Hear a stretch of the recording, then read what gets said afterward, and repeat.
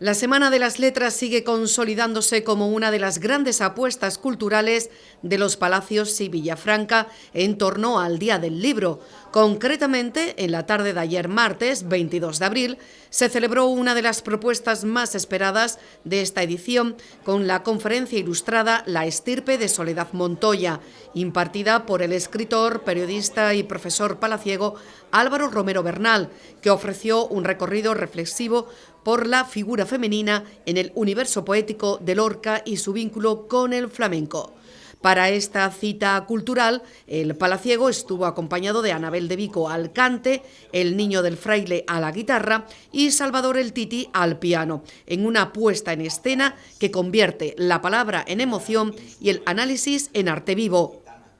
Álvaro Romero, a través de la palabra, fue guiando al público sobre Soledad Montoya, personaje creado por Federico García Lorca en el romance de la Pena Negra del romancero gitano y que aglutina en su rebeldía de mujer gitana y pobre toda la sinrazón de un mundo configurado para que los hombres mandaran, crearan y se inspiraran, mientras que las mujeres callaban, obedecían y eran solo musas en el mejor de sus destinos.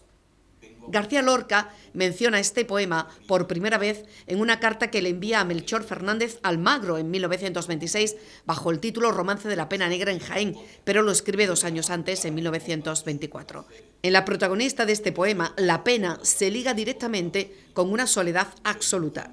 Lorca había hablado ya de su Romance de la Pena Negra en un manuscrito de julio de 1924, hace un siglo. Luego, en enero del 26,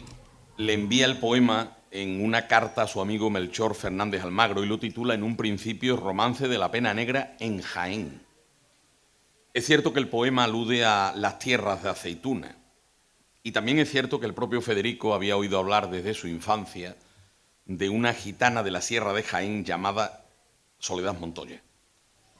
Según el propio poeta, en el romancero gitano hay un solo personaje que es la pena, con mayúscula, que se filtra por el tuétano de los huesos.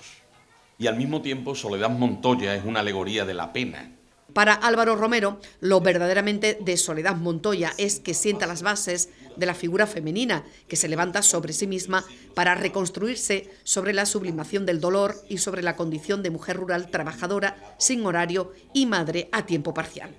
Porque lo verdaderamente trascendente de Soledad Montoya es que sienta las bases de esa figura femenina que desde el fondo de los siglos se levanta sobre sí misma para reconstruirse sobre la noche, sobre la sublimación del dolor y sobre esa múltiple condición de mujer rural, invisibilizada, trabajadora sin horario y madre a tiempo imparcial, que solo a través del concepto de soledad que quinta esencia el romanticismo ya en el siglo XIX empieza a representar el desamparo y el arraigo sociales a los que se suma encima el amor como deseo infinito cuya toma de conciencia arrasa al vacío existencial. En una de las últimas conferencias que ofreció Federico, precisamente sobre su romancero gitano, en 1935,